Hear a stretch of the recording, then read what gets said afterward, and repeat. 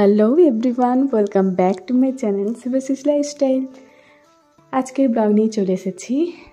আজকে আমাদের চার্চে প্রীতিভোজ রয়েছে, সেজন্য সকাল থেকে কোনো রান্না নেই। ঘুম থেকে উঠে ব্রেকফাস্ট করে তাই কটা কেকের আয়োজন করা হয়েছে, কেক বানানো হচ্ছে আর কি। যেহেতু ছোটদা এসছে, ও নিয়ে যাবে। এমনিতেই মায়ের একটু পরিশ্রম যাচ্ছে, আগের মতন আর পাচ্ছে না, সেজন্য বেশি করতে মানাই করেছি। বেশি করতে চাপও দিনই, কিন্তু ওরা যেহেতু নিয়ে যাবে, ছোটদা বড়দাও বলেছে একটা নিয়ে যাবে, তো সেই হিসাবে ওদের জন্য কটা বানিয়ে দিচ্ছে। বাকি এখন কিনতেও পাওয়া যায়, কোনো সমস্যা নেই। তবে ঘরেরটা একটা আলাদা রকমই টেস্ট লাগে, বাইরের সাথে ঘরের নিশ্চয়ই ডিফারেন্স রয়েছে, কিন্তু কষ্ট হলে কিছু করার নেই। তবুও আমি একটু হেল্প করে দিচ্ছি মায়ের সাথে। তো মায়ের হাতের টেস্টটা একটু ভালো হয় আর কি। আমি মনে হয় হয়তো অতটা ভালো হবে না, পরিমাণগুলো যেহেতু মায়ের অভ্যেস হয়ে গেছে, তো মায়ের কাছে জেনে জেনে আমি কিছুটা শিখছিলাম। তো প্রথমে ডিম আর চিনিটাকে গ্রাইন্ডারে গ্রাইন্ড করে নেওয়া হলো, যাতে সময়টা কম লাগে। তারপর একে একে মাখনটা উনুনেতে প্রথমেই দেখলেন ওটা একটু হালকা গরম করে, মানে যাতে জমাটা না থাকে, গলে যায়। তার সাথে একটু রিফাইন তেল মিক্স করা যায়, রিফাইন তেল সামান্য পরিমাণে দেওয়া হয়েছে। সেটা এই মিক্সচারটার মধ্যে দিয়ে দেওয়া হলো। ডিম, চিনি আর মাখন, রিফাইন একসাথে দিয়ে এবারে এটাকে মিক্স করে নিচ্ছি ভালো করে মিক্স করতে হবে। মানে এই ব্যাটারটাই হচ্ছে মেন, যত ভালো হবে তত বেশি ভালো কেকটা হবে। তো এরপরে ধীরে ধীরে সব কিছু দিতে হবে, যেমন ময়দাটাও পরিমাণ মতো দিতে হবে। মানে যদি ময়দা 2 কাপ থাকে, তাহলে চিনিও 2 কাপ হবে। ডিমও একটা কেকে ডিম 3টা লাগে, তো 3টা ডিম লেগেছে।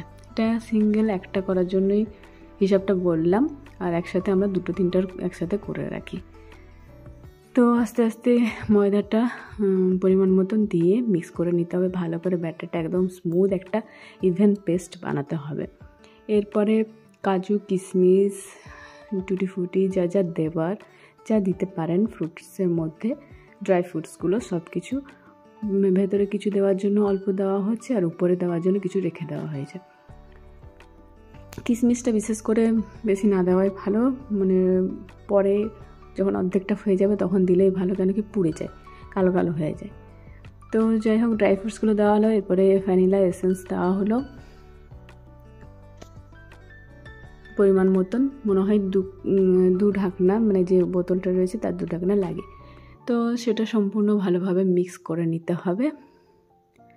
আর ব্যাটারটা দেখতে হবে কেমন হলো, যেন কোনো বাতাস ঢুকে না থাকে, মানে বাম কোনো যেন না থাকে। যেমন ময়দাটা মেশানো হয়েছে সেটা যেন সম্পূর্ণভাবে সুন্দরভাবে মিশে যায়, সেটা একটু লক্ষ্য রাখতে হবে।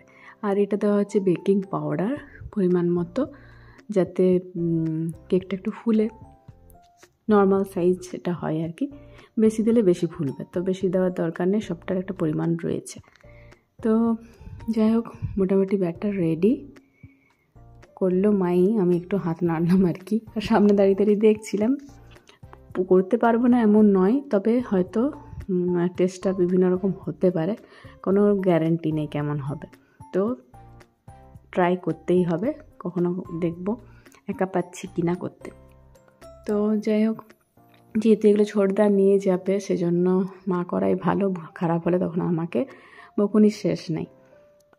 তো এই পাত্রটা রয়েছে, আমাদের যে কেকের ওভেন রয়েছে তার জন্য এই পাত্রগুলো রয়েছে, মানে অ্যালুমিনিয়ামের পাত্র, এগুলো স্টিলেরতে হয় না। এই পাত্রগুলো এগুলোর জন্যই তৈরি। তো এরপর দিয়ে দেওয়া হলো।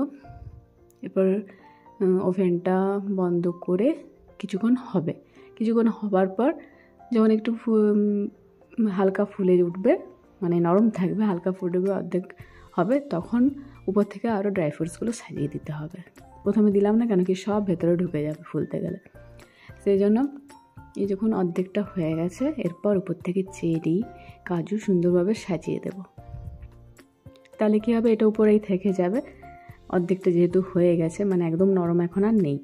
একদম নরম থাকলে কি হয়, ফুলতে ফুলতে আস্তে আস্তে ড্রাই ফ্রুটসগুলো সব তলে ঢুকে যায়। তো এইভাবে উপরে সাজিয়ে দিলাম।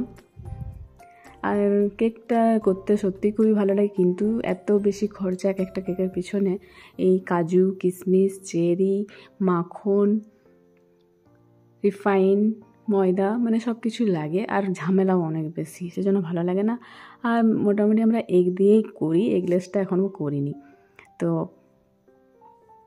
এগ বলে একটু অ্যাস্টেনের ব্যাপার রয়েছে। তো যাই হোক, কেক মোটামুটি দুটো হয়ে যাবে। এরপর আমরা রেডি হচ্ছি, চার্চে আমাদের প্রীতিভোজ বললাম, ফ্রেশ হয়ে গেছি আর রেডিও হয়ে গেছি। আজকে আমি এই নতুন ড্রেসটা পরলাম।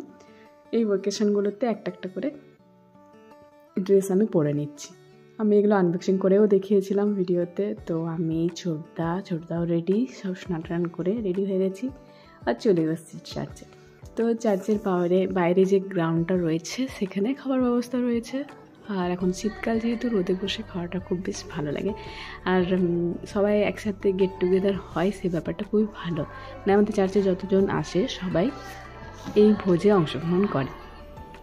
তো বাইরে এই ব্যবস্থা রয়েছে। তো চার্চের ভিতরে আমি একটু ঘুরে নিলাম, ফাঁকা ছিল দেখলাম।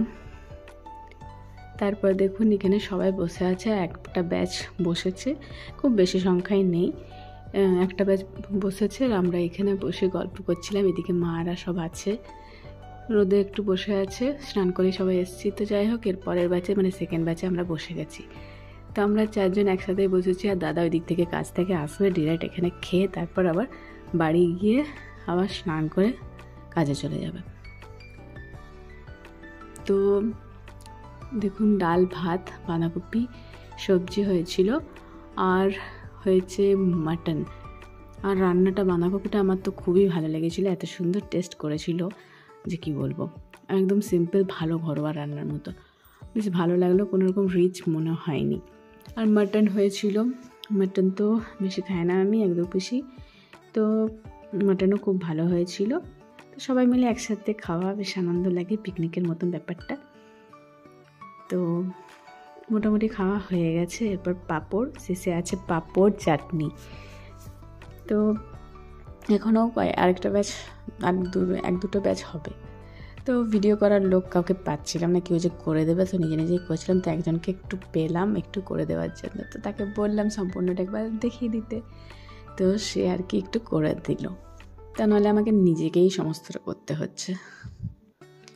তো সব মিলিয়ে এই উইকসটা আমাদের ক্রিসমাস উইক আর কি, পুরোটাই এনজয়ের মধ্যেই যায়। মানে কিছু না কিছু প্রোগ্রাম থাকেই, শুধু বড়দিন একটা দিন বলে এনজয় নয়, বড়দিন থেকে শুরু করে 1 তারিখ পর্যন্ত সেম আমাদের সুন্দরভাবে অনেকগুলো প্রোগ্রাম হয়। আর 1 তারিখটা সেম বড়দিনের মতনই সেলিব্রেট করা হয়।